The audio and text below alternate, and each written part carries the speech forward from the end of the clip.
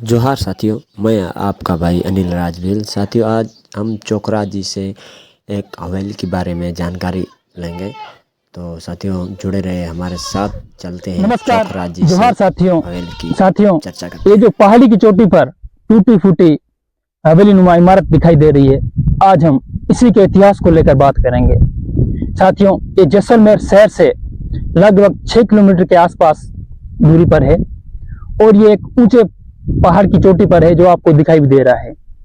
और ये आसपास दूर दराज तक साफ साफ दिखाई देती है। और यहाँ के जो आसपास के गांव वाले हैं वो बहुत सालों से इसको देखते आ रहे हैं, पर इनके इतिहास का उनको किसी को पता है, किसी को पता नहीं है।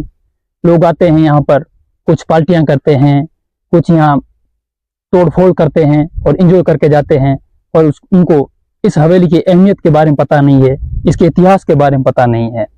तो हम आज इसी हवेली के इतिहास को लेकर बात करेंगे। ये किसने बनाई, क्यों बनाई और ये अधूरा क्यों छोड़ दिया गया, शहर से इतनी दूर क्यों बनाई, आज भी ये वीरान जगह पड़ी है। आज भी यहाँ पर लोग कम ही आते हैं, कुछ इक्के दुक्के लोग आते हैं, पर यहाँ लोग आना पसंद नहीं करते, ये वीरान पड़ी है। तो आइए साथियों, अब हम इस पहाड़ पर यहाँ से सीधी चढ़ाई करेंगे और ऊपर चढ़ के आपको इसके इतिहास पर विस्तृत बात करेंगे। तो चलते हैं, चलो। तो साथियों, अब हम जा रहे हैं इस पहाड़ी की ओर। और ये है चंदन राज, मेरा भतीजा है। यही अभी वीडियो किसने हवेली बनाई, क्यों बनाई और ये वीरान क्यों पड़ी हुई है। तो साथियों, ये मेरा जो चोकराज है, ये मेरा छोटा भाई है, मैं उसका भाई बड़ा अनिल राजभील। तो और ये हमारा जो वीडियो बना रहा था वो मेरा भतीजे, मेरा बड़े भाई का लड़का है। तो साथियों चलते हैं ऊपर और चोकरा जी से इसकी भी जानकारी लेंगे, किसने बनाई, क्यों बनाई और ये वीरान क्यों पड़ी हुई है। तो साथियों जुड़े रहे हमारे साथ और आगे देखते हैं चोकरा जी इसका क्या इतिहास बताएंगे। तो कृपया वीडियो पूरा देखें और लाइक कमेंट सब्सक्राइब ज़रूर करें। और मेरा चैनल है भील दर्पण, तो इस पर अच्छी से अच्छी जानकारी आएगी और इतिहास के बारे में पूरा वीडियो होगा। साथियों, अब हम पहाड़ी के पास पहुंच गए हैं, थक गए हैं, थोड़ा सांस भर गया।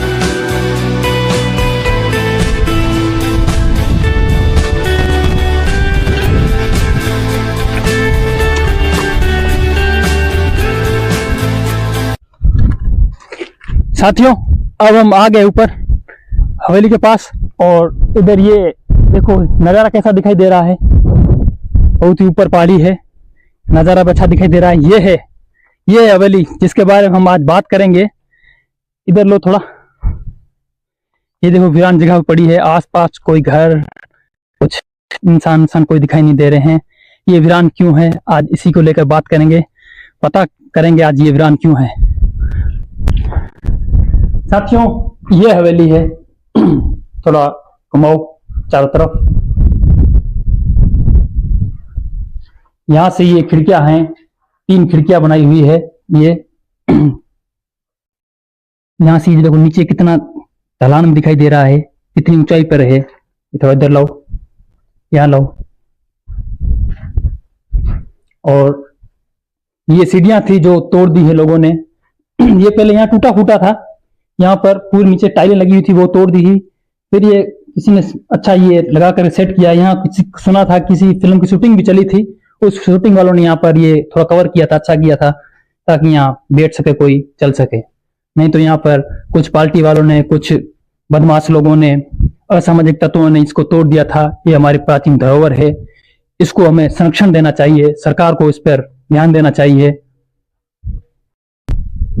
साथियों, ये मुझे आज अलग ही नजारा दिखाई दे रहा है। ये किसी ने बेच यहाँ रख दी है, ये लकड़ी टाइप लकड़ी बेच रखी है किसी ने। यहाँ पर थोड़ा नजदीक आओ, ये यहाँ पर किसी ने ये मूर्तियां रख दी है, ये उस पर संदूक लगा दिया है और ये ओटा नुआ बना दिया है। ये किसी ने रख दिया है, घी है। और यहाँ एक मंदिर बना दिया गया, अभी अभी बनाया है। यहाँ पहले कुछ नहीं था, पुराने समय में यहाँ कुछ नहीं था, अब ये मंदिर का रूप ले रहा है। ये कोई है जो मंदिर यहाँ बना रहा है। और इसके पीछे आओ, इधर आओ, पास में आओ। और वहां से मेन फ्रंट है, यहाँ से सीधा आगे सीधा यहाँ से जैसलमेर शहर पड़ता है। यहाँ से हल्का सा जैसलमेर का किला भी दिखाई दे रहा है।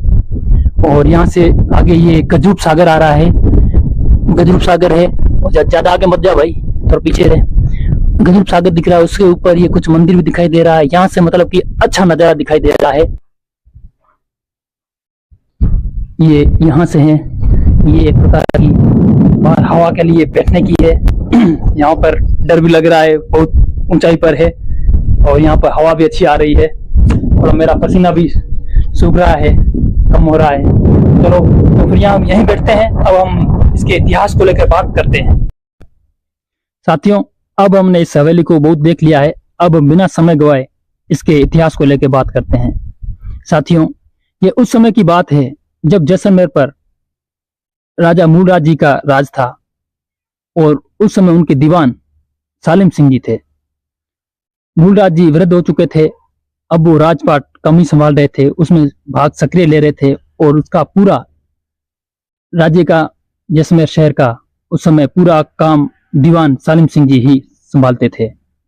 और सालिम सिंह जी के बारे में सुना जाता था कि वो नाम के सालिम सिंह थे पर थे वो जालिम। वो जनता को परेशान करते थे। कुलधरा वाली भी बातें सुनी है, वो भी अभी क्लियर करेंगे दूसरे किसी वीडियो में कि कुलधरा की क्या कहानी थी। और अभी हम इसी को लेकर बात करेंगे कि वो भी सालिम सिंह से ही जुड़ी थी। तो सुना जाता है इस हवेली के बारे में दो बातें आती है, दो बातें चलती है। अब सही कौन सी है वो अभी क्लियर पता नहीं है। उसमें पहली बात मैं ये करूंगा कि ये हवेली सालिम सिंह जी ने बनाई थी और ये अपनी अय्याशी पूरी करने के लिए बनाई थी।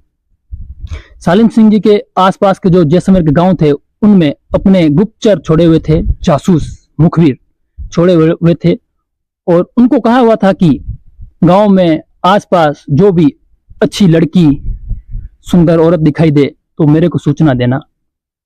और सालिम सिंह जी थोड़ा अय्याशी प्रवृत्ति का भी था, तो जो गुप्तचर थे वो उनको सूचना देते थे कि उस गांव में या फिर उसके यहाँ एक अच्छी औरत है या कुछ अच्छी लड़की है। तो सालिम सिंह जी क्या करते थे, उन पे दबाव डालते थे। अगर वो दबाव में नहीं आते थे तो फिर क्या करते थे कि उस लड़की को या उस औरत को अपने गुप्तचरों, कुछ विश्वासी सैनिकों द्वारा उठवा करके इस हवेली में लेके आता था और रात भर यहीं रहता था। इसीलिए ये उस शहर से इतनी दूर बनाई गई थी।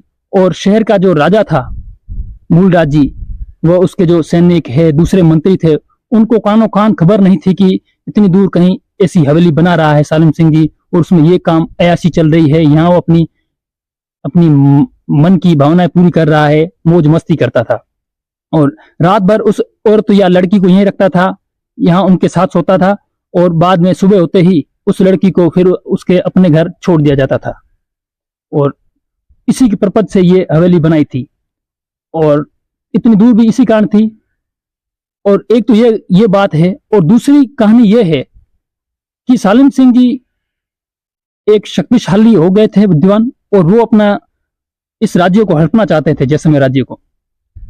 पर हड़पे कैसे, इसलिए उसने यहां से शुरुआत की थी। कहते थे कि यहीं से उन्होंने ये जो हवेली दिख रही है यही इसी को बना करके और इसके पास में एक तालाब बनाया हुआ है, क्योंकि कोई भी हवेली या निर्माण होता है तो सबसे पहले पानी की जरूरत होती है या उसकी आवश्यकता हमें पूरी करनी पड़ती है। तो उसने नीचे ही तालाब भी बनाया था और कुछ सेना के, कुछ मजदूरों के रहने के लिए नीचे घर भी बनाए हुए हैं जो भी टूटे फूटे हैं।